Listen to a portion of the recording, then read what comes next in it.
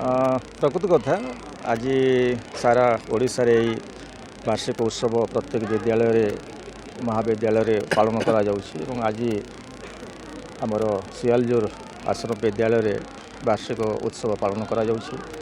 बहुत खुशीर समारोह रही एठी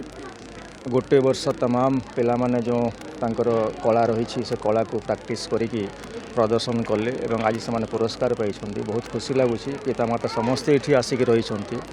एवं केवल शिक्षा ही जे पिलार उन्नति कर नुह शिक्षा सहित विभिन्न पाखे कला को से प्रदर्शित करिकी विश्व दरबार से नामित हो पारे आग को बढ़ी पारे एवं देशर भविष्य गठन में निजक साबिल करिकी ए देश को सुनाम अर्जन करिवारे से मुख्य भूमिका अवतीर्ण हो पारे। एबे स्कूल रे होउची तो गोटे क्लासरूम ये बाबद रे आपन कोन कहै क्लासरूम एक्चुअली जगह दरकार आउ जगह थिबा दरकार से जगह रे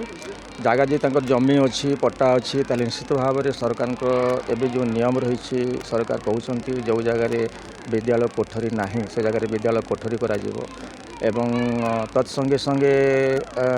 एक्सटेंशन हो पार जदि जगह थी हेले आहरी मध्य अच्छी तांकर डाइनिंग हॉल बहुत भल भाव में डाइनिंग हॉल तैयारी करा जाई पारिबो तेणु कौन असुविधा नहीं से लिखित हिसाब से जदि से WM को देवे डिस्ट्रिक्ट ताहले या अग्राधिकार दि जाए कि सरकार तरफ आम जो DMF तरफ अच्छी से तरफ तार विद्यालय कोठरी तैयारी करा जाई पारिबो। कंप्यूटर शिक्षक बाबद प्रकृत में यही विद्यालय मु कंप्यूटर शिक्षक कही पारिबनी बहुत जगह सेमिति अच्छी से कंप्यूटर शिक्षक शिक्षयित्री माने एक्चुअली सेटा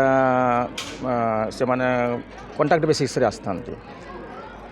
तेणु से गुड़िक मझे बंद कर दि जाइए पुणी से कंप्यूटर शिक्षक देते तेणु यहाँ को जब से लिखित आकार जनइबे जब प्रोविजन अच्छे प्रोविजन अनुसार निश्चित भाव में कंप्यूटर शिक्षक दि जाए। Thank you.